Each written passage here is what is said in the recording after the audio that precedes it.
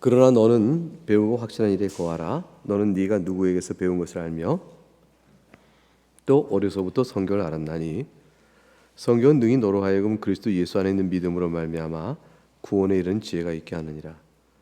모든 성경은 하나님의 감동으로 된 것으로 교훈과 책망과 바르게 함과 의로 교육하여 유익하니 이는 하나님의 사람으로 온전하게 하며 모든 선한 일을 행할 능력을 갖추게 하려 함이라. 하나님의 말씀입니다. 하나님께 감사합니다. 이 우리가 방금 봉독한 이 말씀은 성경만이 그리스도 예수 안에 있는 믿음으로 말미암아 구원에 이르게 하는 지혜가 있게 하는 것이라. 이 성경 왜 그런 책이냐? 성경 영감된 말씀이니 하나님의 감동으로 된 것이다. 그러므로 성경을 통해서 우리는 온전케 되는 은혜를 입고 하나님께서 원하시는 선한 일을 행할 능력을 갖추게 되어지는 것이다.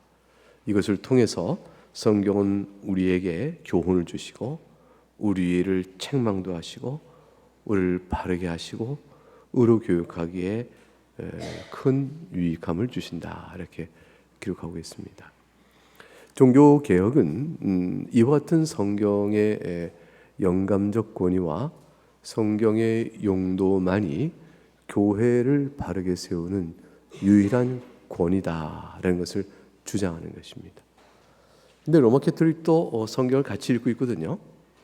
그러니까 본문을 살피면서 이 바울 서신의 이 본문은 개신교만의 것이 아니고 로마 캐톨릭도 이 본문을 하나의 말씀으로 받고 같이 읽습니다.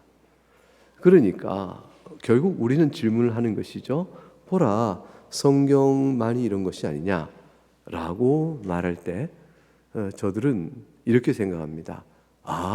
성경이 그렇다는 것이지 성경만이 그렇다는 것은 아니지, 이렇게 생각합니다.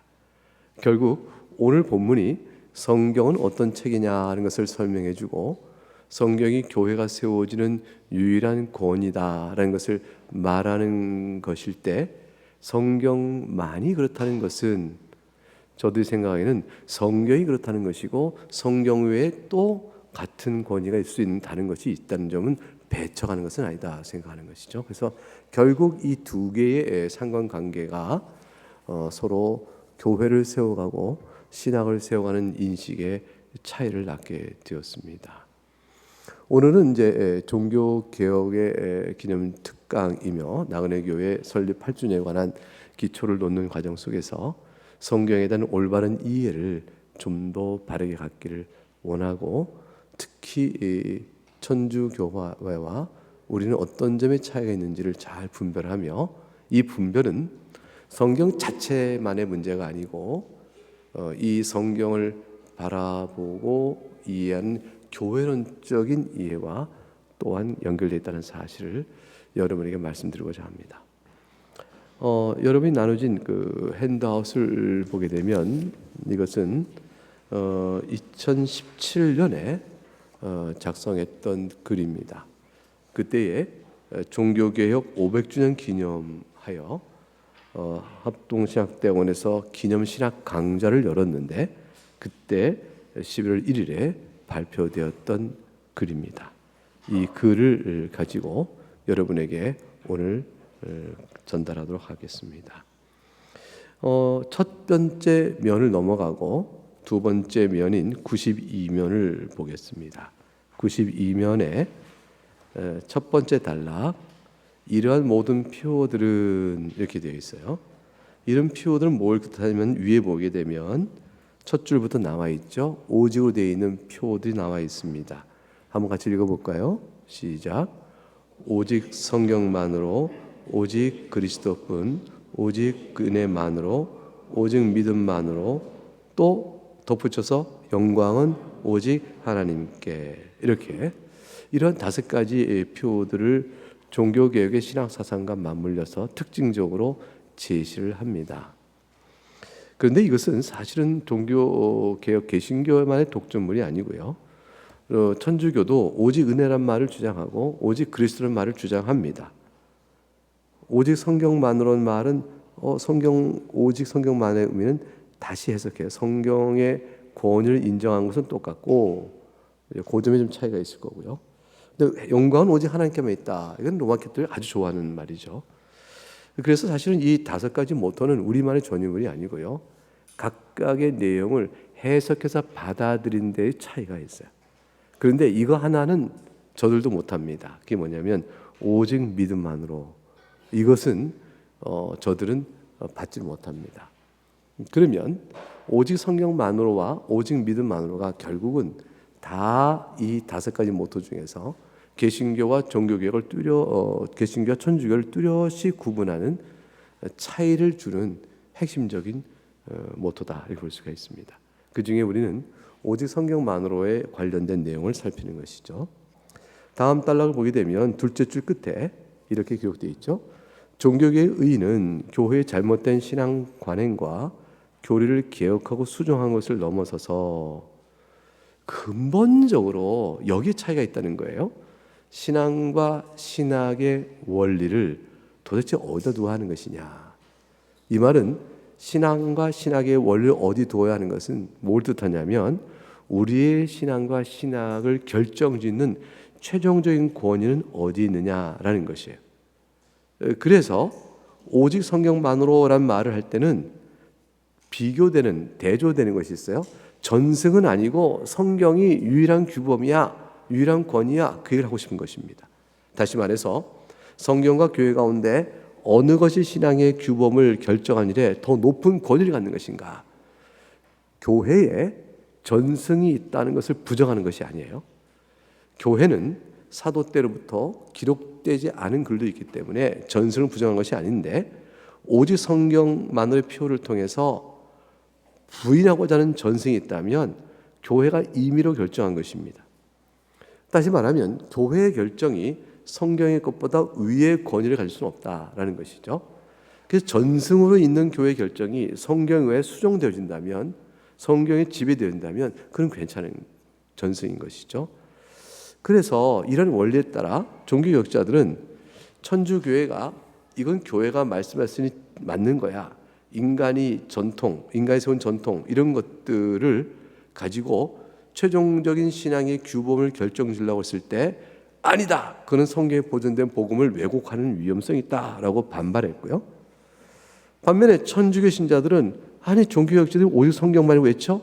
아니 그러면 자기들이 성경에 해석을 하고 결국은 교회 전통과 2000년 동안 이어온 교회 전통을 단절하는 것인가? 종교개혁 때 1600년대 일어났을 16세기였으니까 1517년에 루터가 이제 종교개혁 기치를 들었다고 많이 말하는 대로라면 16세기 초인데 1500년에 교회 전통 무시하고 자기들이 주장하는 성경대로 해석만 맞다고 말하는 것인가? 이렇게 이제 천주교는 반발을 하죠.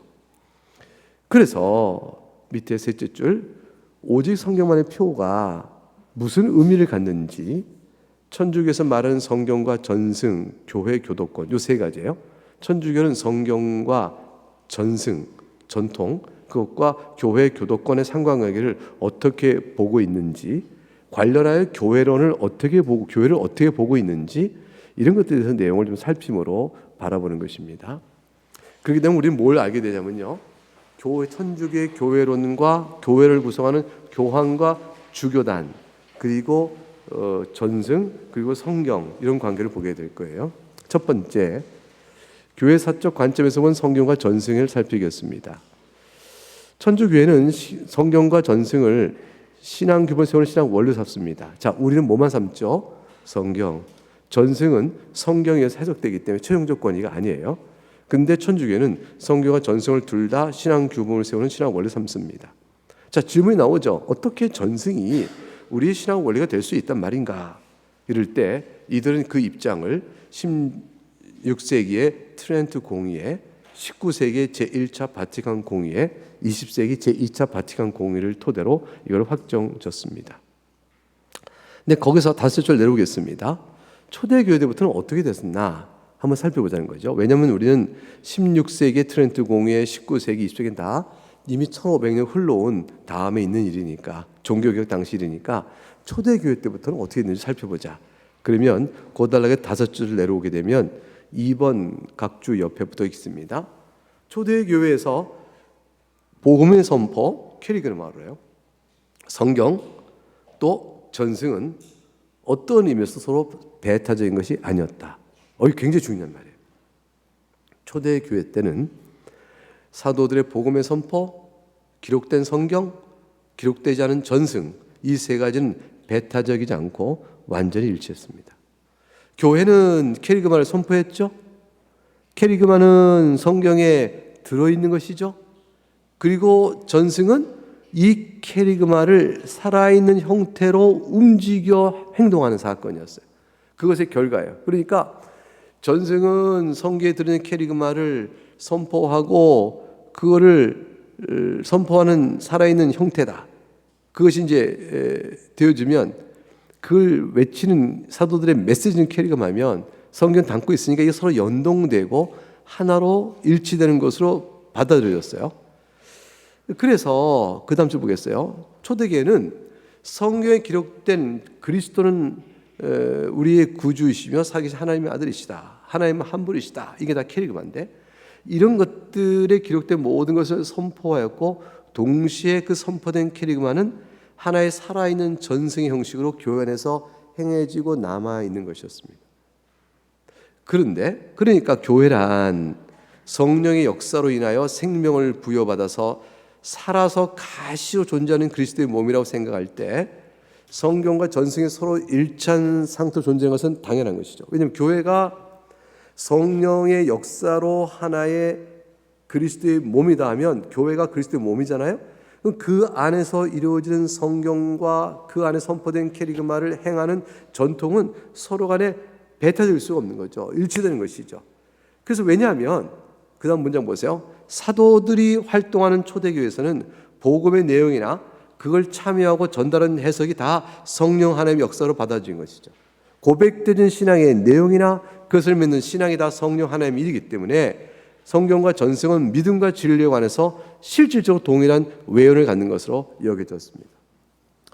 그 다음 달락 보겠어요. 그런데 밑에 셋째 줄, 사도 시대가 지나고 난 후에 교부 시대가 이르러 성경과 전승에 관한 이해가 새롭게 형성되었죠. 사도는 말씀을 전하고 사도들이 쓴 글이가 교회가 읽는 하나의 말씀이 되어졌고, 그 사도가 행했던 일들은 기록되지 않은 것은 전통, 기록된 건 성경, 사도는 예수는 하나님의 아들이셔서 외치는 말씀, 이것들이 다 하나가 되는 게 사도 시대인데 사도들이 세상을 떠났어요. 이제 남겨진 것만 남았어요.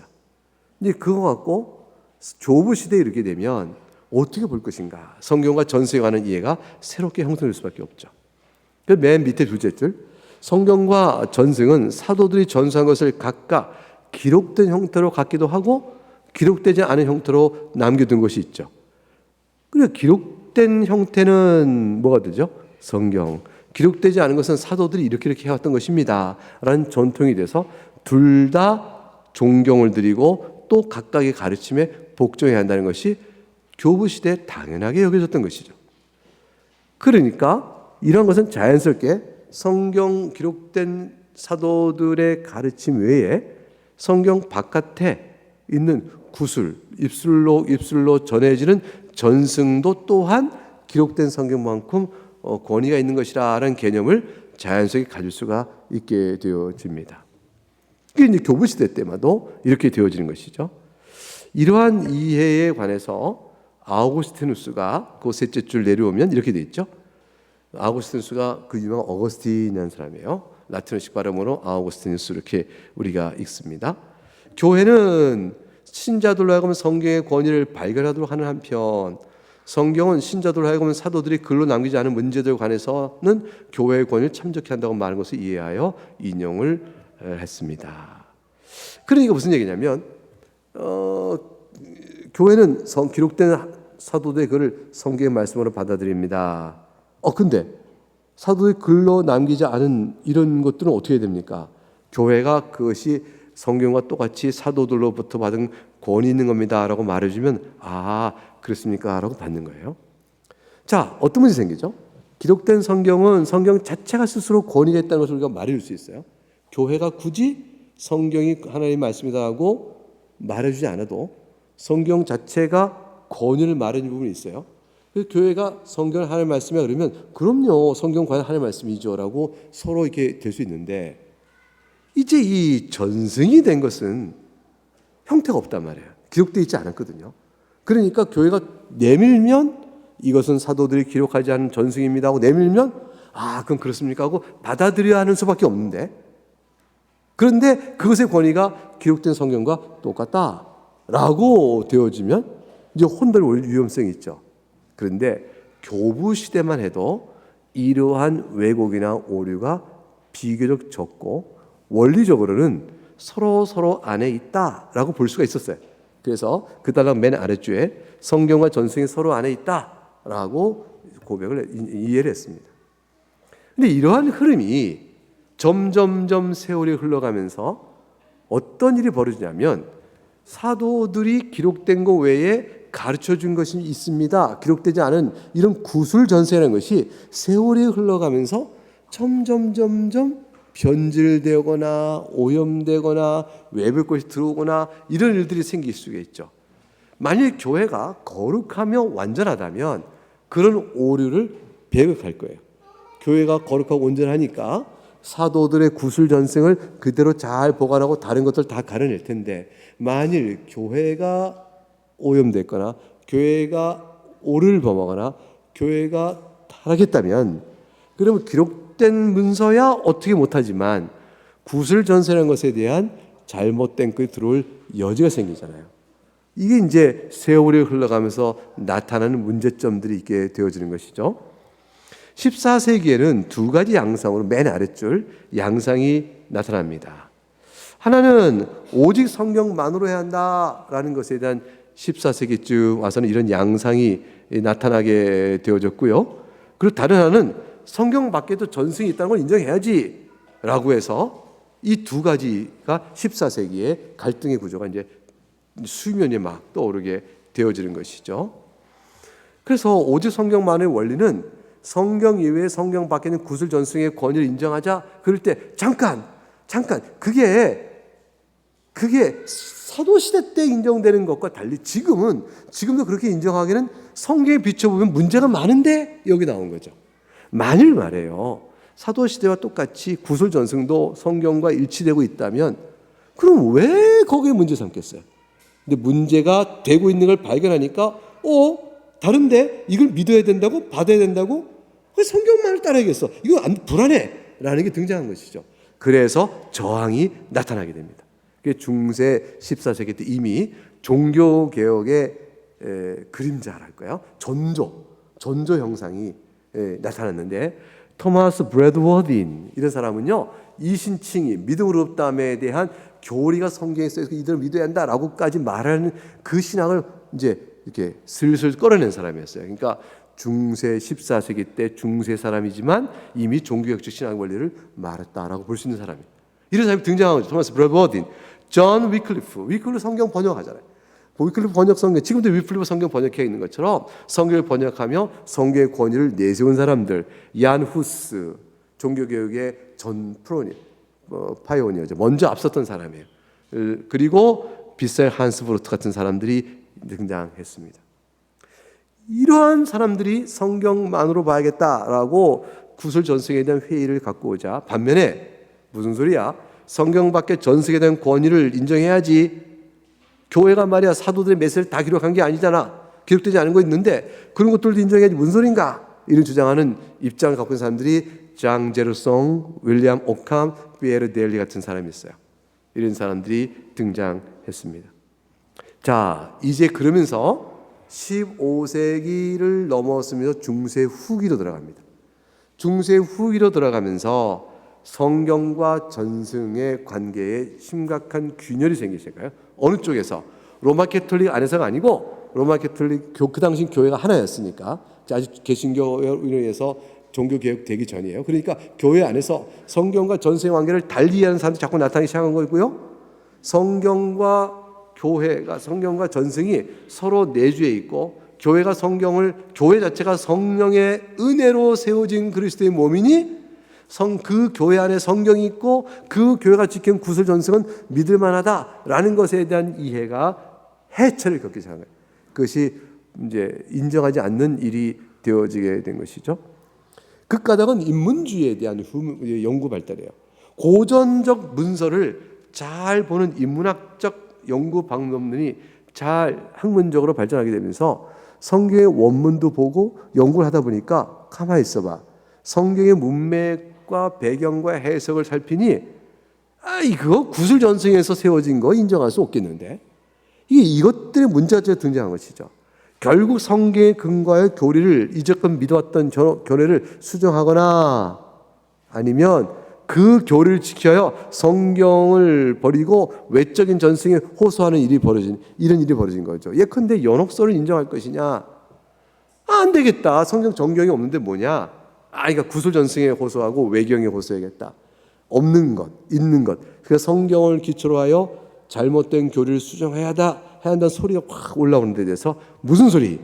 우리가 외경이나 또는 다른 전승에 의하면 되는 것이야 라고 말하고 성경을 토대로 지시하는 것에서 억압을 하는 거죠.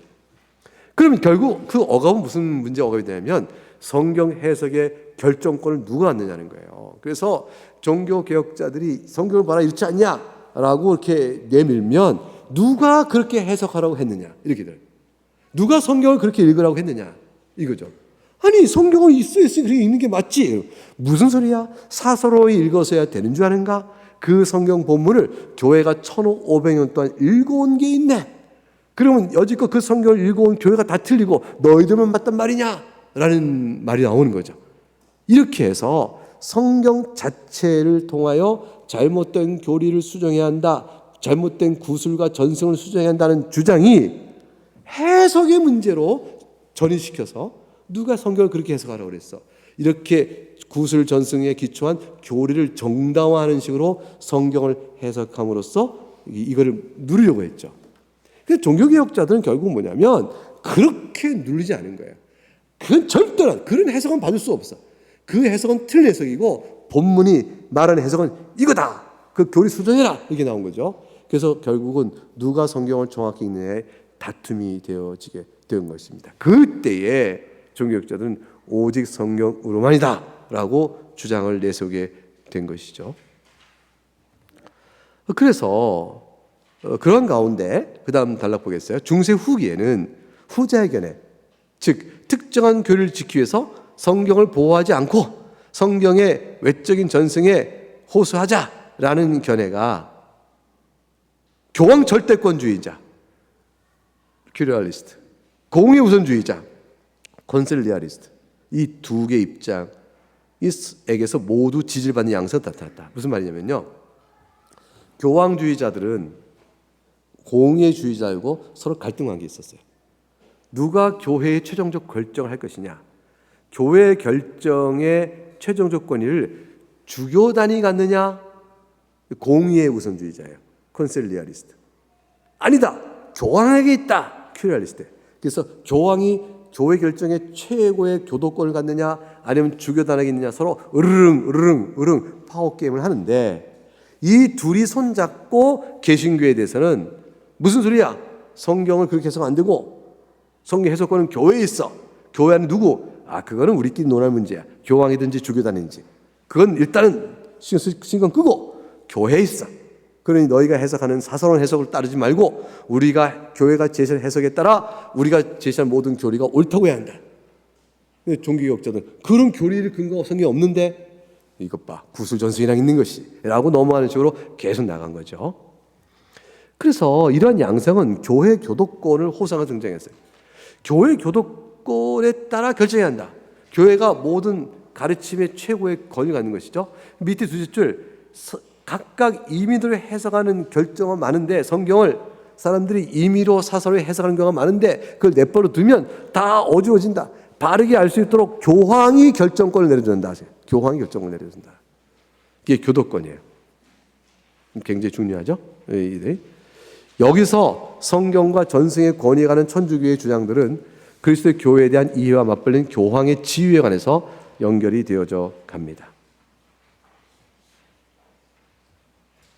지금까지 잘 따라오고 계시죠? 쉽죠?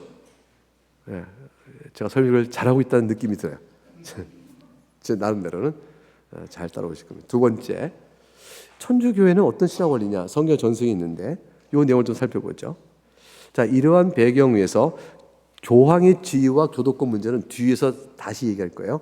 일단 그렇다는 흐름을 잡아놓고 천주교회가 종교개혁자들이 오직 성경으로만 하고 원리를 천명하자 거기에 대항하여 자기들이 어떻게 견해를 다시 한번 정립했냐면 위에 셋째 줄 16세기의 트렌트 공의회로 모여요.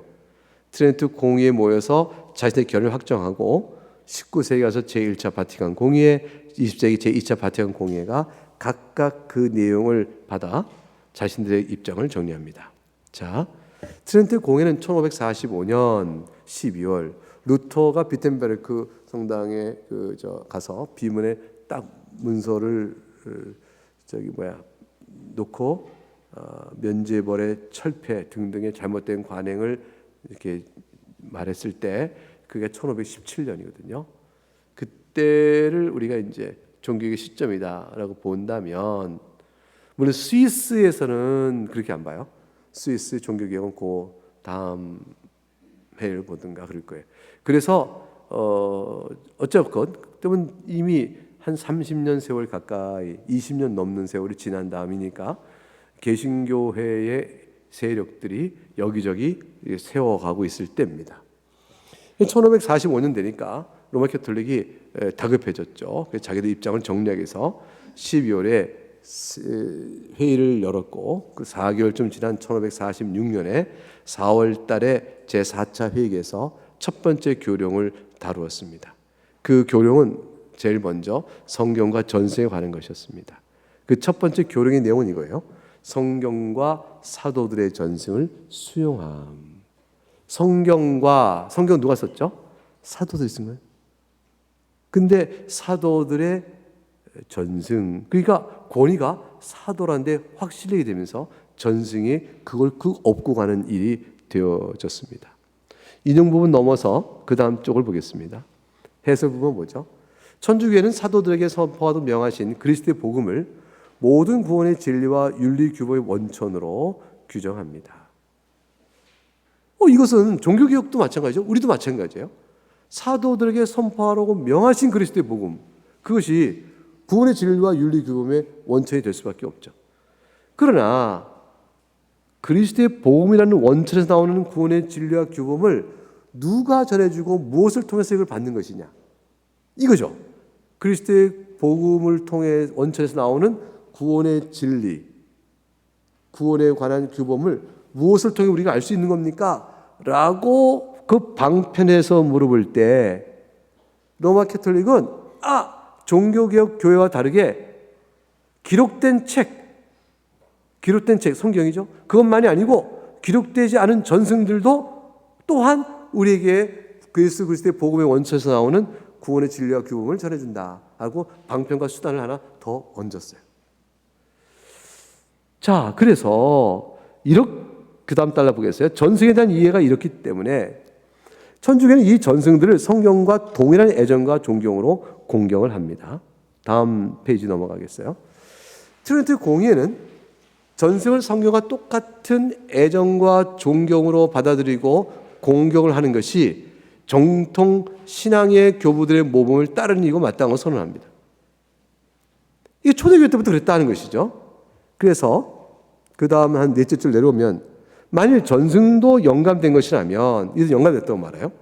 그래서 자신의 입으로 직접 말씀하신 것이라면, 그 윗줄 두째 줄 볼까요? 만일 읽었는데 두 줄 위로 올라가서 왜 전승도 성경과 똑같은 동일한 권위를 가져야 되는 것입니까? 라고 물어보면 전승도 말일세 성경과 똑같이 그리스도 자신의 입 혹은 성령에 의해 발설된 것일세, 이렇게 인정하는 것이죠. 만일 전승도 그래서 영감된 것이면, 그리스도께서 직접 말씀하신 것이면 전승의 권위가 성경의 권위에 비해서 부족하다고 볼 수 없고 최소한 대등한 주의는 인정받아야 한다라고 주장하는 것이죠. 원리적으로만 맞아요. 원리적으로만. 그럼 이런 전승이 실제적으로 어떤 걸 전승을 합니까? 내용을 들어보면 성경과 충돌되는데요? 라는 것의 문제에 대한 해결 문제 때문에 등장한 문제제기고 저항이거든요. 근데 이 원리적으로만 이렇게 얘기하는, 원리적으로만. 자, 그렇다면 트렌트 공의회 교령은 제1차 바티칸 공의회에서도 그대로 인정되어지고요. 넘어가서 그 다음 쪽에 다음 달 두 번째 단락, 첫 번째 단락 위에서 다섯째 줄에 제2차 바티칸 공회는 성경과 전승을 가리켜서 교회에 위탁된 하나님의 말씀에 거룩한 단일 위탁물이라고 선언한다. 이렇게까지 쭉 얘기하므로 같은 이해가 쭉 끌려져 옵니다. 다음 쪽 101쪽을 보게 되면, 그래서 성경과 전승들이 하나의 말씀을 위탁하고 있는 거룩한 단일체라는 천주교의 신학은 성경만으로는 교회에 위탁한 모든 계시의 말씀을 다 알 수 없다, 이렇게 얘기한 거죠. 성경만으로는 부족해. 교회에 맡기신 말씀이 얼마나 많은데 성경만으로는 부족해. 그래서 다 확실하게 알 수는 없다. 성경만이 하나님의 말씀이 아니고 성전, 이거는 거룩한 전승을 의미해요. 템플이 아니고 Holy Tradition, 그러니까 거룩한 전승도 또한 하나님의 말씀이기 때문에 이것을 존중히 여겨서 성경과 더불어 함께 채워서 알아야 한다는 주장이죠. 성경은 성령의 영감을 받아 기록된 하나님의 말씀이고, 전승은 성경이 거룩한 것처럼 역시 거룩한 것으로 거룩한 전승, 곧 성전이라고 일컬으며, 그것 또한 주 그리스도와 성령 하나님부터 사도들에게 맡겨진 하나님의 말씀이다. 여러분, 하나님의 말씀이 두 가지 형태가 되는 거죠. 두 가지 형태가 있다라고 말한 겁니다. 자, 이것은 초대교회 때에 성령 안에서 사도들이 말씀을 전하고 전한 말씀을 기록하고 기록한 대로 가르쳐온 모든 내용들이 서로 연결됐을 때에 성경과 사도의 가르침, 이것들이 서로 연결되어 있죠. 그래서 성경 보면 뭐냐면 사도 그러죠. 내가 너에게 전한 것을 너희가 받아 굳게 지켜라. 내가 너에게 전한 이걸 트라디죠. 내가 너에게 전한 것을 굳게 지켜라. 전한 것이 뭐냐 줄치면 기록된 성경 외에 사도들이 말한 내용이 있는 거거든요. 그래서 이미 사도들의 복음을 캐리그마 선포하고 기록된 성경 외에 다니시면서 교회에 이렇게 해라 저렇게 해라 가르친 내용이, 그 교회가 그걸 받아 잘 적어 그거를 받아가지고 다음 세대에 전해주기 위해서 노력했던 전승들이 있어요. 이거는 사도들에게서는 성령 안에 하나로 일치되는 것이에요. 근데 이 원리를 16세기까지 끌고 와? 14세기, 15세기, 16세기 여전히 그 원리대로 교회 전승이 그렇다고 말할 수 있다고? 당신들이 교회 전승을 가지고 얼마나 반성경적이고 성경에 어긋나는 일들을 많이 했는데 그것도 우리가 다 받으라고? 라는 질문이 나오는 거죠. 초대교회 때는요, 이런 문제가 안 생겼단 말이에요. 이렇게 되어지니까 아까 말씀한 것처럼 교도권의 문제가 등장한다고 그랬어요. 그래? 성경이 어떻게 해석하는데? 그렇게 읽는다고? 아니다. 교회가 가르친 대로 읽어야지. 교회가 가르친 대로 누가 가르치는데요? 교회 누가 성경을 그렇게 읽으라고 말했어요? 이제 이 교도권의 문제가 등장해요.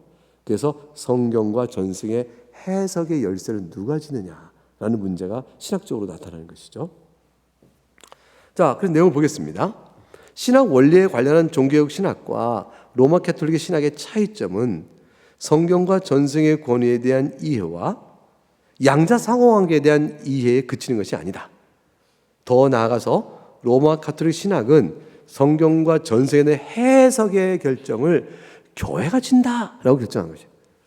그러니까 A라는 학자가 성경을 읽습니다라고 말해 소용없는 거예요. 교회가 읽은 교회 해석이 있다는 것이죠. 교회는 이른바 교도권을 갖는다. 가르치는 권세를 갖는 것이죠. 인용 부분 넘어가서 그 다음 날 보겠습니다. 여기서 주목해야 볼 것은 그리스도 교리에 속한 것들을 세우기 위하여 신앙과 행실에 관한 사항들을 결정하는 것은 성경이 아니라고 말하는 거예요. 아니, 가만있어. 우리 성경 본문의 문을 읽었을 때 모든 신앙의 규범은 하나님의 감동된 성경 말씀으로 되는 것인데, 디모데후서 3장에 이렇게 나왔는데, 근데 이들은 뭐라고 말했냐면 이것 봐. 성경은 성경을 해석하는 일의 결정에 따라 달라진 거지 성경을 어떻게 읽느냐. 그러니까 그리스도의 교리에 관한 것을 세우려고, 그리고 신앙과 행실에 관한 규범을 결정하려고, 그것들은 성경 자체가 아니라 성경을 읽는 해석이 올바라야 되는 것이잖아. 근데 성경의 해석에 올바른 것은 누가 하느냐? 그거 교회가 하는 것이야. 이렇게 말하는 것이죠. 그래서 천주교에 따르면 교리체계의 결정권은 성경 자체에 있는 것이 아니라 성경을 해석하는 교회에 있다 보는 것이에요. 그게 교회의 교도권이에요. 이런 교도권이 정당한가? 라고 말할 때 교부들의 일치된 성경 해석에 지지받고 누구도 감히 이것에 어긋난 해석을 하면 안 되는 것이지, 교회가 쭉 이어온 교부들이 다 어떻게 이해해왔는가, 교부들이 이었다는 모든 전통을 교회가 다 갖고 있는데 교회가 그걸 결정하지 누가 결정하나, 이런 입장을 내세운 것이죠. 자, 그래 그 다음 단락에 성경 해석의 결정권이 교회에 있으며 교부들의 일치된 견해에 있다는 선언은 신학 원리에 있어서 사실상 전승이 성경보다 더 우선적인 결정을 한다는 걸 뜻하게 되어져요. 이게 권위가 뒤바뀌어지는 것이에요. 성경 자체가 아니라 성경의 해석에 달려있다. 근데 해석은 누가 하죠? 교회가 한다. 교회가 전승도 가지고 있고, 이건 전승이야, 그것도 가지고 있고, 성경을 해석하는 권리도 갖고 있으니까 결국은 모든 신앙 교리체계의 결정권의 최우선 권위가 교회에 돌려지죠. 근데 교회에 누가 돌려지느냐? 이게 교황의 교도권이 되는 것이에요. 교황에 돌려지는 문제가 발생한다. 그래서 제1차 바티칸 공의회 4차 회의에서 다음과 같이 말한 내용을 보겠습니다. 인용 부분 보겠습니다. 사도들의 으뜸인 베드로의 후계자로서 로마 교황이 전체 교회에 대해 향유하는 사도적 수익권은 최상의 가장 높은 교도권도 포함한다. 이렇게 됐어요. 실로 베드로 후계자들에게 성령이 약속된 이유는 새로운 교리를 계시받아 전파하게 하는 것이 아니었고, 사도들에게 전승된 계시 내지는 신앙의 유산을 성령의 도움으로 거룩히 보호하고 신실하게 해설하는 것이었다. 교황들의 사도적 가르침은 교황들의 사도적 가르침, 교황들의 교도권을 통하여 사도들의 가르침이 계승되어 오니까 교황들의 가르침은 사도적 가르침이에요. 모든 공경하올 교부에 의해서 받아졌고 정통적인 거룩한 스승들에 의해서 존중되고 추종되었다라고 주장을 합니다.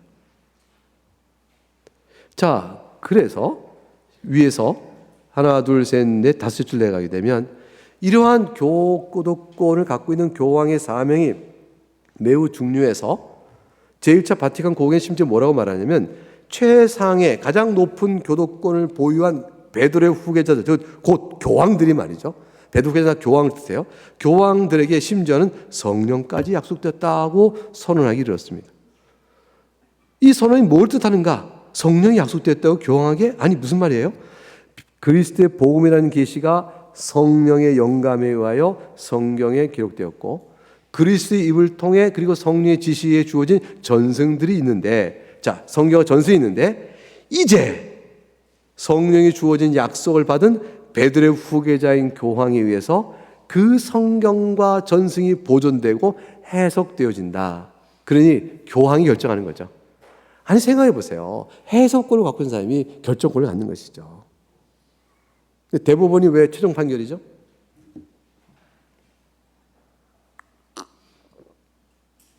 그 사안, 법적 사안에 대한 헌법적 해석의 최종적 권리를 가져서 그 대법원이 최고 상위 법원이에요. 그게. 그러니까 최상의 교도권을 갖고 있다는 것은 그것이 성경의 권위에 올라가는 실제적인 부작용이 뜻하는 거죠. 문제점이 등장하는 것이죠. 설명은 그럴듯했죠. 성경도 성령, 전승도 성령, 교회는 성령이 이끄신 그리스도의 몸, 그리스도의 몸 된 교회는 그리스도께서 머리 되시는데 그 그리스도께서 가시적인 눈에 보이는 교회의 제수위권으로 베드로를 세우시고 베드로의 후계자인 교황들이 결국은 해석의 수위권을 갖는 게 맞지. 다 성령 안에서. 그러니까 성령론적으로 설명된 것 같고 기독론적, 그리스도론적으로 설명된 것 같고 설명 그럴듯해 보이지만 이 교리를 떠나서 실제로 딱 들여다보면 왜곡과 위험성이 등장하는 거죠. 왜냐하면 교황이 임의로 성경과 어긋나는 교리를 교령으로 발생할 수 있게 되는 것이죠. 내가 그렇다라는 이런 원리 위에 딱 서서 이거에 저항하는 게 보통 어려운 게 아니었어요. 근데 종교개혁자는 저항했고 하나님 은혜로 교회가 의충우리가 보듯이 세워지게 된 것이죠. 넘어가겠습니다. 넘어가서 결국 그 다음 쪽 104쪽 가서 결국 천주교회는 그 신학의 토대를 성경과 성전에 근거하여 세우지만 이 두 가지 신학 원리들은 오직 교회 교도권에 의하여 행사가 된다. 그러니까 보세요. 오직 성경으로만 라는 거에 대해 반대한다는 말은 아니야, 성경과 전승으로 이렇게 말이 되어지지만 사실은 그 뒤에 더 중요한 말이 있어요. 성경이든 전승이든 오직 교회가 해석하는 대로 거기에 권위를 두는 거예요. 교회의 교도권에 의해서, 누구의 교도권? 교황의 교도권에 의해서 이렇게 되는 거죠. 이게 오직 성경론과의 권위 충돌의 근본적인 차이예요. 자, 여러분 성경의 말씀 들을 것이냐? 결국은 교황의 성경 해석에 따른 또 전승에 대한 교황의 해석권에 따를 것이냐? 그것이 여러분의 신앙을 결정하는 것이요. 어느 것을 따를 것이냐라는 것이죠. 결국 천주교회는 그 신학의 토대를 성경과 성전의 근거에 세우지만 두 가지 신학 원리들은 오직 교회의 교도권에 의해 행사가 되어진다. 인용 넘어가서 성전, 거룩한 전승과 성경이 교회의 교도권 가운데 어느 하나가 없으면 다른 어떤 것도 성될 수 없다는 천주교의 선언은 천주교회가 결코 성경의 권위에만 근거하여 교회를 세우지 않으며 오히려 성전과 성경과 교회의 교도권 이 세 가지를 모두 동시에 또한 각각의 방식으로 작용하는 가운데 교회를 세운다는 것이 드러났다. 그래서 교도권, 성경, 성전 놓고 이의 상호적인 관계 속에서 교회를 필요에 따라 착착착 세워가는 일이 되어졌습니다. 왜 이렇게까지 교회 교도권을 두는 것일까? 천주교회는 교회론이 거기 이유가 있어요. 그래서 4번 천주교회의 교회 교도권과 그것의 교회론적 근거, 그를 살펴볼 필요가 있습니다. 자, 그럼 보죠.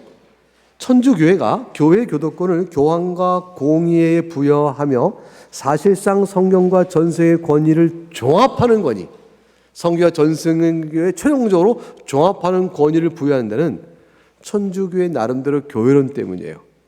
이게 예수 그리스도와 관련한 측면에서 보게 되면 기독론이죠. 예수 그리스도와 관련한 측면에서 보게 되면 천주교 신학은 이렇게 말해요. 교회는 성육하신 그리스도의 연속체이다. 그러니까 성육하신 그리스도께서 개인의 몸으로 오셨지만 승천하신 이후에는 이 땅에 교회를 세운 것으로서 성육하신 그리스도의 모습이 드러난다라는 것이에요. 따라서 교회는 그리스도의 두 번째 인격이에요. 첫 번째 인격은 인성에 따라 하늘에 계시고 두 번째 인격이 됩니다. 그래서 교회는 눈에 보이게 돼 있어요. 예수님 몸이 눈에 보이듯이 몸에 보이고 그리고 영적이다. 이 고백을 하는 것이에요. 그리스도의 제2인격이다라는 두 번째 인격이라는 고백을 하는 것입니다. 그렇게 되면 그 위에서 셋째 줄 보게 되면 가시금 또한 영적인 공동체, 교회를 통해서 그리스도께서 진리와 은혜를 베푸시기 때문에 영적인 공동체인데, 교회는 존재론적으로 말하면 사람들이 모여 이룬 단체이면서도 동시에 그리스도의 신비한 몸이죠. 그럼 여기에서 그리스도의 신적 요소와 인간 요소가 합성된 복합체다라고 볼 수 있다는 것이죠. 그래서 맨 아랫줄 밑 둘째 줄, 천주교는 교회를 지상에 있는 그리스도의 완전한 눈에 보이는 실제로서 고백을 합니다. 자, 그래서 그 다음 페이지 둘째 줄, 그리스도께서 교회의 머리다라는 말은 교회를 그리스도의 머리로 삼아 그리스도의 주위에 모인 몸의 비율을 말하는 것이 아니에요.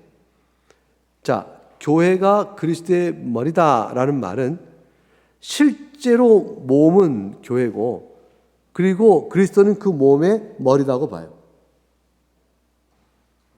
그러니까 우리가 그 교회는 그리스도의 머리다 그러면 우리 모두가 그리스도의 다스림 안에 있다라는 영적이면 비유적인 의미로 우리는 그리스도가 교회의 머리 이렇게 얘기하는데, 그리스도의 통찰에 있다는 뜻인데, 로마 캐톨릭은 이거를 실제로 몸은 교회, 머리는 그리스도, 그리스도께서 몸과 붙어있는, 몸은 눈에 보이는 것들, 교회가 몸이고 그리스도는 머리. 이건 비유인데 실제적으로 그렇게 구성되어 있다고 보는 것이에요. 그렇게 보게 되면 이 몸은, 교회를 누가 머리 대신 그리스도를 대신하여 다스릴 자가 필요하잖아요. 그게 교황이에요. 눈에 보이는 몸을 보이지 않는 머리이신 그리스도, 하늘에 계시니까 그걸 대리하여 다스릴 자가 필요한데, 그거 뭐냐면 그게 교황이 되는 거예요.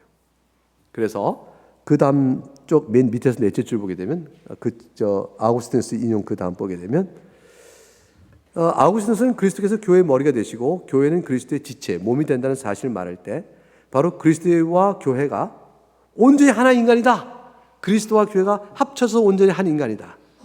온전히 한 인간이라고 다시 말하면 그리스도와 교회는 온전한 그리스도라는 고백으로 이루어진다. 자, 보세요. 그리스도와 교회가 합하여 온전한 한 인간이다. 그러면 교회와 그리스도가 합혀진 이 전체는 온전한 그리스도가 되는 거죠. 그래서 온전한 인간이다. 이 온전한 인간이다. 그리스도와 교회는 합하여 토투스 호모. 온전한 인간이다. 온전한 인간은 그리스도이심으로 온전한 그리스도다. 이렇게 됐어요. 합쳐서 하나의 그리스도라는 것이죠. 그래서 교회는 그분 자신인 거예요. 교회는 그리스도의 한 부분이고 그리스도는 그분이신 거예요. 그리스도 그분의 것이에요. 자, 그렇게 되니까 그러면 문제가 되면 그 다음 달라 보세요. 천주교의 교회에 따를 때 결국 교회는 지상에서 애를 쓰고 있는 그리스도이심으로 그리스도의 성육 사건이 이루어지는 그리스도의 연속체다. 그러니까 이미 그리스도께서 하늘에 오르셨지 않았나요? 그런데 교회가 그리스도의 몸과 하나이기 때문에 그리스도께서는 지금 성육신 사건이 아직 완전히 끝나지 않은 거야.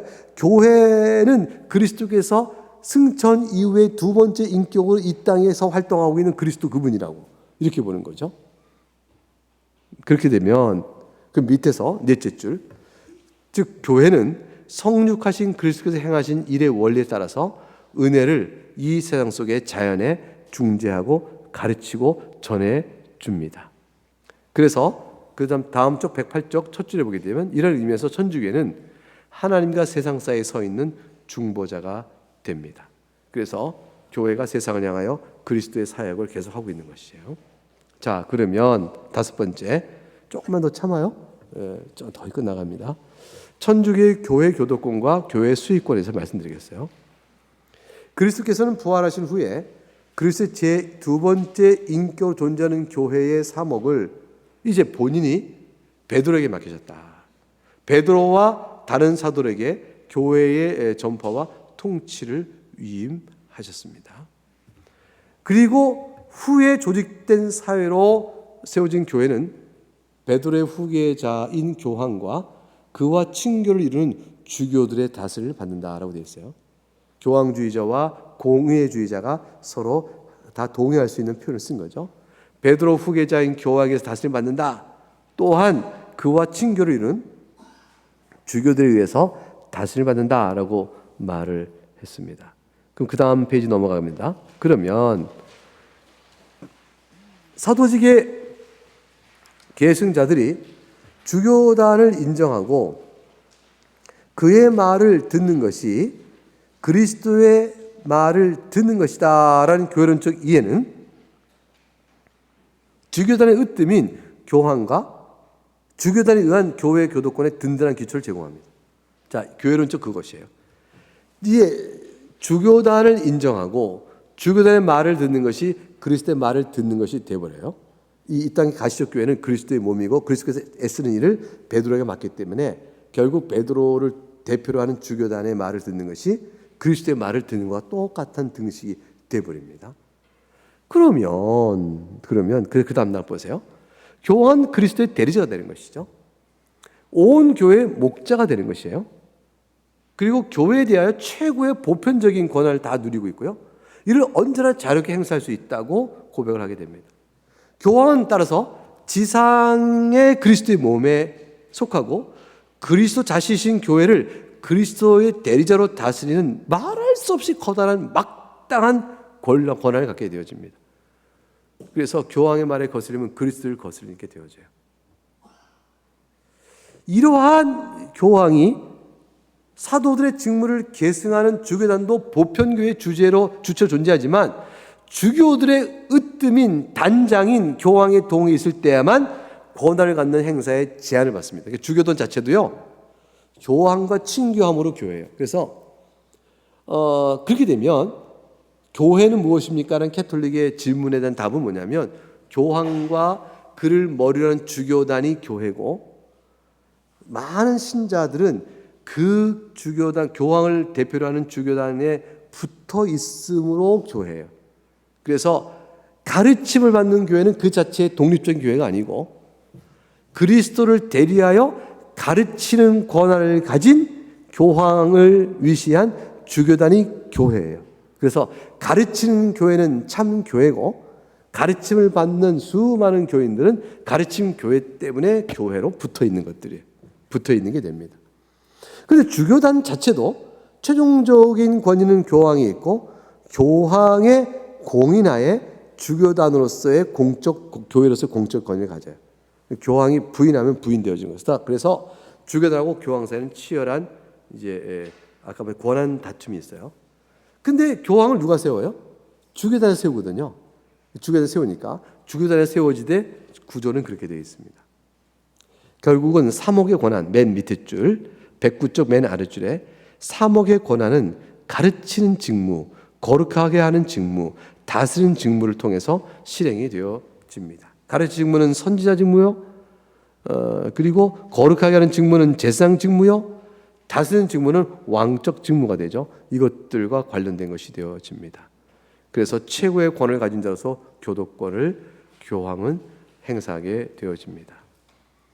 그래서 그 다음 단락, 인용 다음 단락 보면 이처럼 카톨릭 교회는 교황과 또 교황을 으뜸으로 하는 주교단이 공의를 통해서 최상의 교도권을 행사하며 또 교회가 그 행사를 할 때 교황과 공의의 결정은 무류성을 약속받았습니다. 그래서 소위 우리가 교황 무호설이라고 말하는 것은 이러한 흐름에서 나오는 것이에요. 교황이 개인으로서 자기 개인 사사로운 결정에 오리가 없다는 뜻이 아니고 교회를 향하여 이렇게 하는 것이 그리스도의 뜻에 합당하다라고 교령을 발표할 때 교황이 무호하다고 보는 것이에요. 공적으로 발표된 교황의 교리와 교령, 칙령은 그 다음에 의해서 뒤엎어지거나 오류가 있다고 인정할 수가 없어요. 그래서 그건 그대로 놔두고 덮어버려요. 덮고 다른 상황에 맞추어서 다른 말을 해서 이게 모순되거나 일관지 아닌데 싶어도 그걸 꺼내어 다루지 않습니다. 어쨌건 교황은 무호하다. 그래서 교황의 보좌, 익스 카테드라 하는데 교황의 보좌로부터 나오는 교령의 권위는 무호하다라고 말을 해요.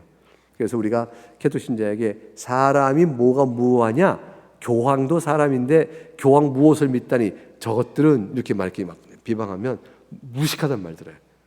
왜냐하면 캐톨릭 신자들도 교황의 사사로운 결정을 무호하다고 보지는 않거든요.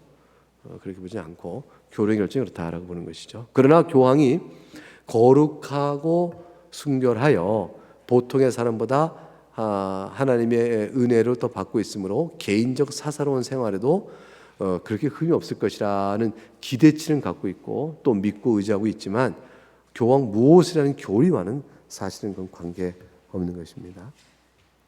그래서 이러한 맥락에서 그 다음 보면 교황은 승천하신 그리스도께서 지상에서 여전히 성육하신 연속체인 자신과 다르지 않은 자신의 몸, 곧 교회를 다스려 세우신 그리스도 자신과 다를 바 없는 그리스도의 대자가 되어집니다. 지금까지 천주교의 내용을 쭉 살폈는데 이제 칼빈의 경우 종교개혁자들은 어떻게 보는지 좀 봐야 되겠죠? 칼빈에 의해서 살펴본 오직 성경으로만의 의미와 천주교 전승에 대한 칼빈의 비판의 내용을 좀 살펴보도록 하겠습니다. 칼빈은 오직 성경으로만의 말이 뜻하는 바가 율법과 선지자 그리고 사도의 글에 포함된 것, 이게 다 뭐죠? 구약과 신약 성경을 의미하죠. 율법과 선지자, 구약 성경이에요. 사도들, 신약 성경이죠. 신구약 성경에 포함된 것 외에는 어떤 것도 하나님의 말씀을 인정할 수 없고 교회에 가르치는 모든 것들은 이 하나님의 말씀이 규정과 표준으로 제시하는 것 아니라면 절대로 가르치면 안 된다라고 주장합니다. 그래서 한 5절 내려오게 되면 사도들이 하는 것은 무엇이었냐면 옛 성경을 해설하는 것, 구약성을 해설하는 것이고 그곳에 전해진 것들이 그리스도 안에서 성취되었을 보여주는 것, 이것이 바로 사도들이 하는 것이었습니다. 이것이 바로 그리스도께서 사도들에게 명하시고 가르치라고 하신 것이죠. 그 맨 아랫줄, 그래서 사도들은 구약 성경과 다른 전통을 세운 게 아니에요. 사도들은 구약 성경을 해설한 것이에요. 성령의 은혜로 영감을 받아 구약 성경의 바른 예언의 뜻이 예수 그리스도 안에서 어떻게 성취되었는지 구약 성경의 예언과 성취의 관계를 기독론적으로 그리스도의 은혜를 그대로 잘 설명할 수 있는 최종적 권위를 갖는 자로 사도들이 쓰임 받은 것이죠. 그래서 사도들은 구약 성경을 해설을 따르며 또한 그리스도께서 받은 것만을 가르쳐야 한다는 것이에요. 예수 그리스도께서 신구약 성경의 관계를 구약 성경을 해석해 주는 일이 그리스도께 배운 거란 말이에요. 그러니까 예수님께서 성경 뭐라 했냐면 40일 동안 주님께서 부활하셔서 이제 그 승천하기 전까지 사도들에게 가르쳤어요. 뭘 가르쳤다고 성경에 기록되어 있죠? 하나님 나라에 대해서 말씀하여 가르치시더라. 그러니까 예수님께서 부활하셔서 승천하시는 기간 동안에 사도들은 예수님께 특별 과외를 받아요. 3년 공생에 따라다니며 배웠고 부활하신 주님께 또 배웠고 배운 그들이 또한 어떻게 돼요? 이렇게 사도 행전에 나온 말씀을 통하여 확인되고 전파한 것이죠. 그래서 성경을 어떻게 읽어하면, 즉 예수님께서 제자들에게 말씀하셨어요. 율법과 선지자 시편에 가르친 것이 모두 나를 가르친 말이다 라는 뜻이 무엇인가를 풀어내서 알려주셨어요. 그걸 배우고 성령 안에 깨달음과 인도받아 사도들은 그리스도께서 말씀하신 것만을 적용하여 풀어낼 수가 있었습니다. 그거 외에는 말하지 않는 것이죠. 그래서 이러한 사도들의 가르침은 성경에 기록되어 있고 그것을 풀어내고 해석하는 오늘날 목사의 강설은 성경 자체의 내용을 풀어내는 것 외에 더 이상 할 수 없어요. 사도들도 이미 영감된 성경의 범위 내에서 말하도록 그리스도에게 임무를 부여받았거늘 하물며 지금 하나의 말씀을 강설하는 이 목사의 직무 속에서의 강단서 말한 것은요, 딱 그거 외에는 제한받아요. 그거 외에 다른 것을 말할 권한이 없어요. 권한이 없어요. 그래서 재미가 없어도 들으셔야 돼요. 반복해서 들어도 들으셔야 돼요. 성경의 말씀을 풀 때 저 말씀을 잘하신다 해야지 맨날 성경만 말씀하시나 이러면 안 된다 그 말이에요. 우리 목사님은 농담도 못하시나 이러면 안 된다 그 말이에요. 세상이 지금 어떻게 돌아다니는데 세상 일 좀 얘기 좀 하시지 왜 저렇게 답답하게 성경 말씀하시나 이러면 안 된다 그 말이에요. 여러분 그렇게 말하면 안 되고 성경을 듣는 강설을 듣는 여러분의 태도도 문제가 있는 거예요. 그러니까 성경을 말하면 좋은 설교 나쁜 설교예요? 큰일 났네. 좋은 설교 나쁜 설교예요? 좋은 설교예요. 좋은 설교예요. 복된 말씀 듣는구나 이렇게 생각하고 하나님께 감사해야지. 우리 목사님 재미가 없어 이게 그러면 안 된다 그 말이에요. 까르르 막 웃으면 얼마나 좋아. 설교 중에 계속 웃음 뻗어 터지면 웃을 수도 있어요. 그런데 계속 웃음 뻗어 터지면 좋아요 싫어요? 즐겁죠. 하나님의 말씀 어디 갔을까? 사도들이 돌아다니면서 교회를 세우고 계속 웃겼을까? 그렇게 안 하셨어요. 그렇게 생각할 수 없어요. 그래서 종교 이후에 바른 신학에 세워진 교회 전통의 모든 개혁교회의 신앙 강설들은요, 장로교회 다 포함해서 다 하나님의 말씀을 잘 풀어내려 엄숙히 노력하여서, 그래서 말씀을 강설하게 필요한 신학 훈련이 부족한 사람은 세우지 않았던 거예요. 근데 그것이 그 당시 교인들도 아멘으로 받아들였고 동의하여 그 교회가 세웠는데, 교인들이 귀가 가리워 듣기 좋은 말 듣기를 원한다 그러면 목사가 나중에 어떻게 돼요? 교인이 자꾸 떠나니까 내가 뭐 좀 해야 되나 이렇게 생각이 드는 거죠. 그래서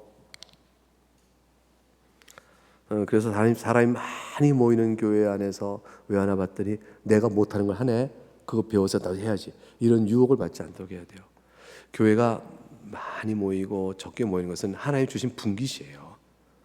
여러분, 은사가 결정짓는 게 아니고요, 맡기신 책임이 결정짓는 거예요. 이거 굉장히 중요해요. 세상은 능력 있는 사람만큼 결과를 본다고 생각해요. 근데 교회는 안 그래요. 교회는 그 사람의 능력이 어떠하냐가 아니라 그 사람이 능력이 어떠하든 하나님께서 맡기시는 만큼 하는 거예요. 어떤 이는 심지어 부족한 것 같은데 학교 다닐 때는 좀 시원찮아 보이는데 하나님께서 많은 양떼를 맺기도 하고, 어떤 이는 학교 다닐 때는 비범하여 저 사람에게 많이 맡기면 좋겠다 싶었는데 소수말을 맡기도 하는 일도 있어요. 그건 하나님이 하신 일이에요. 그 자체가 복음을 설명하는 하나님이 일하신 현상적인 증거예요. 복음은 우리의 공로가 아니거든요. 그래서 능력은 뛰어나나 적은 양떼를 목양하는 이 구조를 하나님 앞에 은혜로 받아줄 수 있느냐고 물으시는 거예요. 적은데 능력 부족한데 많은 양떼가 있다. 그러면 네가 은혜인 줄 아느냐 하는 거예요. 다 이 현상 안에서 각각 모든 메시지가 있어요. 오직 하나님의 긍휼과 자비와 은혜로만 사는 것이다. 이걸 보게 하는 것이죠. 이게 세상 잣대처럼 이게 이렇게 해서 뭘 얻고 노력하면 이렇게 얻고 그거 아니에요. 그렇게 잘 안 됩니다. 그러면 게을러도 되는가? 그런 말이 어디 있어요? 기본적 부르심 앞에 충성하라 했기 때문에 충성해야죠. 충성해야죠.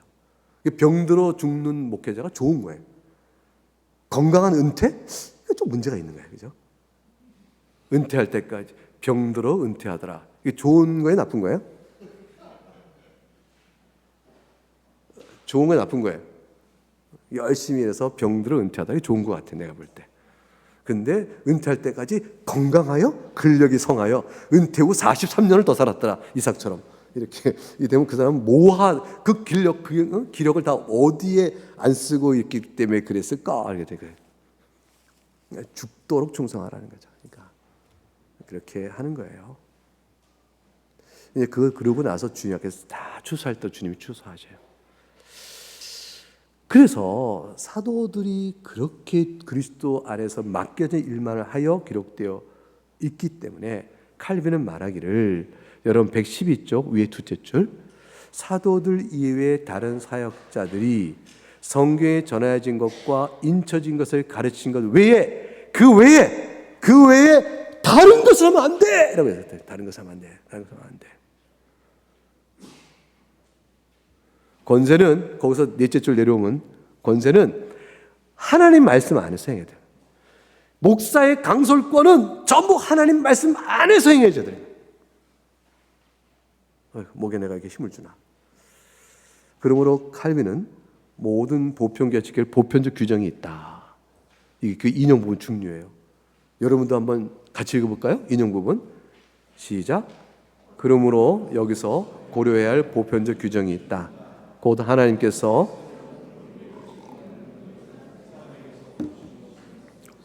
이로써 구분 자신만이 우리들에게 영적인 교리에 있어서 선생님이 되시기 위함이다. 그리고 거짓말을 하시거나 속임수를 말할 수 없는 그분 자신만이 진실하심을 말하기 위함이다. 이 규정은 전체 교회에 관련된 것에 못지않게 신자 개개인에도 적용된다. 어떤 사역자도 말이죠, 하나님의 말씀을 떠나서 새로운 교리를 만들어낼 수 없습니다. 하나님만이 진실하시니 그분이 교리를 만들어내시는 것이에요. 그리고 보편교회는 그 진실하신 하나님께서 주신 성경 말씀에 따라서 교리를 세워가야 하는 것이죠. 그래서 만일 사도들이 쓴 글, 성경이죠, 기록된 성경에 뭐 좀 더 할 게 있다고 말하면 이단이에요. 그거는 받아들일 수 없습니다. 천주교회는 그러면 뭘 더 더하고 있느냐를 보라는 것이죠. 그래서 그 6번 시작하기 이전에 위에서 다시 그 밑에 다시 올라가게 되면 기록된 글 이외에, 즉 기록된 성경 외에 전생의 이름으로 계시되어 하는 것이 무엇이 있는지 천주교회로 하여금 구체적으로 지적하게 해보라.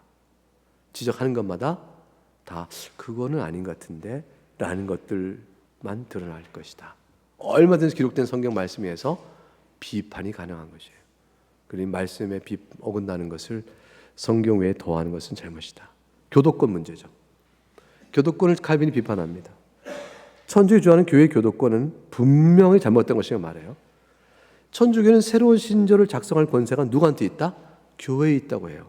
아니 교회가 어떻게 그걸 갖는가? 인용부 넘어가서 다음 114쪽 첫 번째 줄에 보게 되면 칼빈이 생각하기에 교도권의 문제는 뭐냐면, 치명적인 문제는 그것이 그 교도권의 권리가 교황에게 돌려지느냐 아니면 공의에 돌려지느냐, 서로 파워게임 한다고 그랬죠. 그거 돌려지든 사실상 마찬가지인데 거룩한 성령에 의하여 직접적인 다스림을 받고 있으며 그렇기 때문에 자신들이 오류를 범할 수 없다고 확신하는데 문제가 있어요. 칼빈 볼 때 무슨 소리야? 아니 교황이 아닌 공회가 성령의 직접 다스림을 받기 때문에 오류가 없다고? 뭐야, 무엇소리네? 이러한 천주교의 생각 해석 자체가 그 다음 위에서 세 줄 내려오면 자신들이 지배하고 있는 천주교 공예를 빙자하여 자기 주장이 성령에 의하여 직접적으로 다스림 받은 거라고 말한다? 그런 오류밖에 더 되느냐. 자기들이 공예를 구성했어요. 그래놓고 나서 공예 일정은 무해 성령의 지배를 받고 있어. 그럼 자기들이 결정해놓고 자기들이 성령의 지배받겠다고 무호하다고 말하니 자기들 생각을 무호하다고 말하는 것과 똑같다는 것이죠. 허울 뿐이라는 거예요. 그래서 자신들이 좋을 때, 그 다음 달라 보세요. 이런 오류반 천주교는 자신들이 좋을 대로 하나의 말씀을 경멸하고 그러한 교리를 만들어낸 후에 그 교리를 또 근거로 삼아서 이건 무한 공예 또는 교도권에 의한 교리니까 무효하다고 말하고 다른 것을 또 수정하라 말하고 믿음을 요구하는 식의 계속적인 악순환의 굴레에 있는 것이죠. 자기들이 임의로 만든 교리, 그 교리는 무효하다고 말하고 그것에 따라 다른 걸 고치려고 말하고 수정하려고 말하고 이런 흐름이 있다는 것이죠. 그래서 그 다음 페이지, 칼빈은 성령의 다스림은 반드시 말씀과 함께 나가야 한다. 성령의 다스림을 받고 있느냐? 그렇다면 반드시 말씀과 일치돼야 한다. 말씀 없이도 안전하게 행할 수 있다고 말하면 안 된다. 말씀 없이도 오류를 범하지 않을 수 있다라고 말하면 잘못된 것이라는 거죠. 그러니까 천주교가 그렇게 말하는 거지. 하나님의 말씀 외에도 전승의 권위를 따라서 하나님의 말씀 없이도 오류를 범하지 않을 수 있다. 천만에 칼빈은 그런 건 말도 안 된다는 얘기는. 하나님의 말씀에 따라서 살펴봐야 하는 것이죠. 그래서 그 인용 그 다음 줄, 교회가 오류를 범할 수 없으려면 성령에 의하여 하나님의 말씀을 통해 가르침을 받는 조건이 충족돼야 한다는 거죠. 그들은 교회의 권위를 하나님의 말씀 밖에서 세우려고 하는 반면에 하나님의 말씀 밖에서 교회의 권위를 세우려고. 칼빈은 그것이 말씀과 연결되어 있으며 말씀에서 분리되면 안 된다고 주장하는 것입니다. 여러분, 이것이 굉장히 옳은 말씀이에요.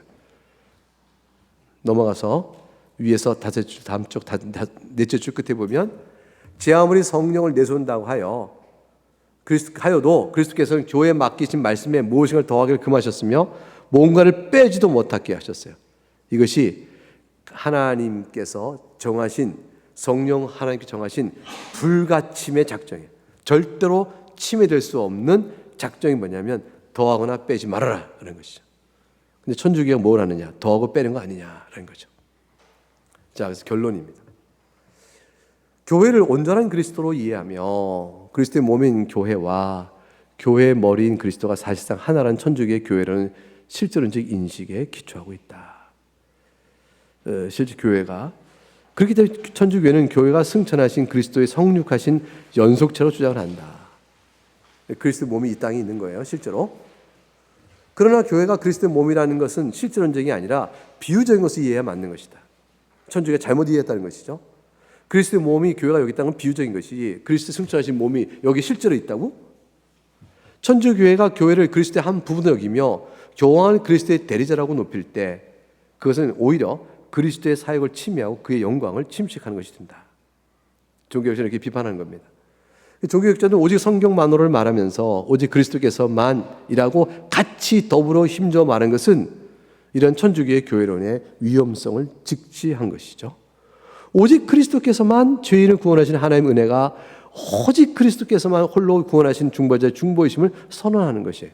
그러니까 오직 그리스도께만이라는 모토는 이제 따옴표 양쪽에 있죠. 이 모토는 오직 그리스도께서만 홀로 구원하신 자들의 중보자이심을 선언하는 것이죠. 즉 하나님과 죄인은 인간 사이에 그리스도 한 분 이외에 다른 어떤 존재도 중보자일 수 없으며 또한 구속주일 수 없음을 천명하는 것입니다. 오직 그리스도께서만 홀로 하나님께서 택하신 자들의 중보자이시라는 말은 천주교에서 믿는 바처럼 마리아나 교황이나 어떤 성인들이 중보자로서 역할을 한다는 주장에 대해 단호하게 결코 그렇지 않다고 말하는 것입니다. 그리스도가 아닌 어떤 사람도 그리스도를 대리하는 중보자 역할을 행할 수가 없음을 뜻합니다. 그래서 그리스도의 대리자라고 스스로 자기를 높이며 교회의 교도권을 있다라고 말하고 그 교도권을 무료하게 행사한다, 오리 없이 행사한다고 주장하는 교황과 주교단의 이해는 잘못된 것이죠. 종교적 신학이 오직 은혜로만을 강조할 때 그것을 통해 종교적 신학은 죄인을 구원하신 일이 처음부터 끝까지 오직 하나님의 은혜로 인하여 이루어지는 사실을 강조하는 것입니다. 하나님께 죄인을 구원하시기 위하여 그가 얼마나 많은 선행을 행하였는지 근거를 결정하지 않으십니다. 이 말은 하나님께 선행을 인정하지 않으시기 때문이 아니라 죄인은 누구라도 구원을 받기에 합당한 선행을 할 수가 없기 때문이죠. 그래서 둘째 줄, 구체적으로 오직 은혜로만은 죄인의 죄를 대속하고 그를 의롭다 하신 그리스도의 사역도 오직 하나님께서 은혜를 베푸심을 인하여 있는 일이며, 또한 그리스도의 대리속죄와 그 의를 믿고 나갈 수도 죄인에게 성령을 보내시는 일도 오직 하나님께서 은혜를 베푸심을 있는 일임을 말하는 것이다. 객관적인 그리스도 사역도 은혜, 또 그걸 믿고 나가는 주관적 성령의 사역도 은혜입니다. 이러한 은혜로만의 표현은 천주교의 공로론 반대하죠. 교회론적 적용 반대합니다. 천주교회는 주장하기를 하나님께서는 구원을 베풀기 위하여 선행의 공로를 인정받을 만한 자격이 없는 사람에게도 은혜를 주시며, 최종적인 구원은 그 은혜를 잘 사용한 사람의 공로에 따라 연옥의 정화의 과정을 거쳐서 결정된다 말합니다. 앞에 건 은혜예요. 구원을 베풀기 위해 선행의 공로를 인정받을 자격이 없는 사람도 은혜를 주셔요. 그 은혜 주시는데 이것을 잘 사용해서 공로를 쌓아. 그러면 연옥의 정화를 거쳐서 결정된다. 앞에 건 은혜 같은데 뒷부분은 공로에 따라 결정이 되는 과정이 따라가는 것이죠. 따라서 이러한 연옥에 있는 자들 포함하여 하늘에 있는 자들이나 땅에 있는 자들이나 모두 그리스도의 몸을 이루어 서로 공로를 주고받는 성도의 교제, 곧 성도의 통공이라는 말씀. 좀 어색하죠? 공로가 서로 통한다, 주고받는다, 이 뜻이에요. 이거를 이룬다는 지극히 잘못된 견해를 낳죠. 이렇게 되니까 죽은 자들의 위한 기도도 하늘에 있는 자도 땅에 있는 자들의 공로를 주고받을 수 있는 거예요. 땅에 있는 자들은 먼저 죽은 하늘에 있는 자들의 공로를 주고받을 수 있는 것이죠. 그러니까 땅에 있는 자손들은 죽은 아비를 위하여 기도하고 공로를 세워 아비에게 넘겨주고, 하늘에 먼저 공로를 많이 세운 성자들은 성자를 위해 비는 자들에게 하늘에서 공로를 내려주는 이런 성도의 통공이 있다라는 아주 잘못된 견해를 낳죠. 이런 통공의 원래 따라 다른 이의 공로를 사거나 자신의 공로로 연옥에서 형벌을 감하는 면벌부, 형벌을 면하게 되는 면벌부의 가능성을 열어두게 됩니다. 오직 믿음에 대한 표현은 오직 은혜로만의 표현의 완전한 표현이요 구체적인 적용입니다. 그래서 어떻게 맨 밑에 줄 두 번째, 의롭다 받는 일과 관련해 죄인이 어떻게 하나님께 의롭다를 받을 수 있습니까? 천주교에도 그러면 종교의 신학과 뚜렷한 차이를 보냅니다. 천주교는 성례를 받으면, 즉 세례를 받으면, 세례받고 천주교의 교인이 되면 구원을 받게 됩니다. 이렇게 얘기해요. 성례 구원론적이죠. 그러나 오직 그리스도를 바라봄으로 얻는 것이지 성례라는 행위가 주어지는 것이 아닙니다. 교회론적으로 구원해 주는 것이 아니라 믿음이라는 은혜로 주어지는 것이에요. 성례라는 교회의 제도에 참여함으로 구원받는 것이 아니에요. 그래서 천주교의 교회론은 교회를 그리스도 자신으로 보고 교회를 구원의 성례로 보면서 행위로 구원을 이루는 그릇된 신학을 제시하죠. 그래서 구원의 성례인 7성례가 7가지가 나면서부터 죽을 때까지 전체 성례를 따라 교회를 구성하고 거기에 참여자가 구원을 받는다, 이렇게 보는 것이죠. 이러한 사상 자체가 성경에 의해서 부인돼야 되는데 이거를 구술의 전승이라는 이름으로 버티고 있는 것이죠. 결론적으로 교회론의 왜곡은 성경 밖에서 교리의 최종 조건을 찾는 왜곡된 노력을 정당화하는 문제를 낳게 됩니다. 종교적 신학은 올바른 교회론에 근거하여 오직 성경만으로를 내세우므로 모든 신학 활동의 최종적인 권위를 교회 전승이나 교황의 교도권이나 또는 개인의 주관적인 윤리나 체외 두 개를 거부하고 오직 모든 신학 활동과 신앙의 활동의 최종적 권위를 성경에 두어야 함을 강조했습니다. 부정적으로 말해서 종교적 신학은 성경의 가르침에 어긋나는 것은 그것이 아무리 오랫동안 교회 안에서 보존되고 지켜오고 행해져 온 전승이라 할지라도 수정되고 폐기되어야 될 것을 말하는 것입니다. 물론 여기서 잘못 이해되지 않도록 주의할 점이 있어요. 이러한 주장이 교회의 가르침은 전혀 무시하고 모든 신조와 신앙 고백도 버려라, 그 성경만 가지고 있으면 돼 라고 말하는 것이 결코 아니에요. 이단들이 이런 말하는 거예요. 왜냐하면 서직 성경만으로를 마치 성경 위에 어떤 신조나 신앙으로서 인정하지 않는 거 이해하는데 종교학자의 말하는 말은 완전히 오해한 것이죠. 오직 성경만은 표를 통해 종교학자의 말하고자 하는 말은 성경의 저자가 하나님이시며 하나님께 성경을 통해 자신의 뜻을 계시하셨으므로 전승이나 사람의 교훈이 아닌 오직 성경의 교훈에만 충실할 때 그때에 비로소 올바른 신앙생활을 할 수 있다는 것이에요. 그러니까 교회 전승이나 신조나 신앙 고백서 등이 만일 성경의 교훈에 일치한다면 그건 인정받을 것이고, 인정하지 않으면 배격하라는 것이죠. 그래서 다음 그 마지막 쪽에 위에서 5줄 오게 되면 그들이 과연 성경의 교훈에 일치하는지를 판단받아야 한다는 것을 말하는 것이에요. 그래서 그러니까 오직 성경으로만 이라는 이 표에는 전승이나 신조를 부정하는 게 아니라 성경의 교훈과 일치되는 전승이나 일치되는 신조와 일치되는 신앙 고백을 갖는 것은 중요하다는 사실을 여전히 말하고 있는 것이죠. 왜냐하면 성경만이 최종적인 규범이며 교회의 전승과 신조와 신앙 고백서는 성경에 의하여 판단을 받는 규범이라는 구별을 강조해 주고 있는 겁니다. 그래서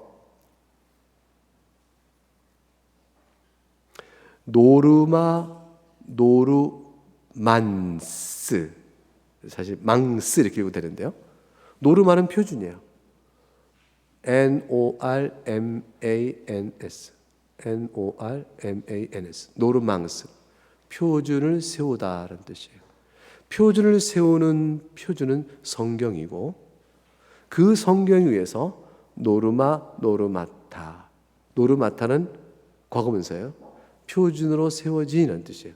표준 세워진 표준이 신조나 신앙 고백서예요. 그럼 무엇으로 신조나 신앙 고백서는 표준으로 세워진 겁니까? 표준을 세우는 표준인 성경에 의해서 세워지는 것이죠. 네, 이것이 종교 역사상의 중요한 오직 성경으로만의 내용입니다.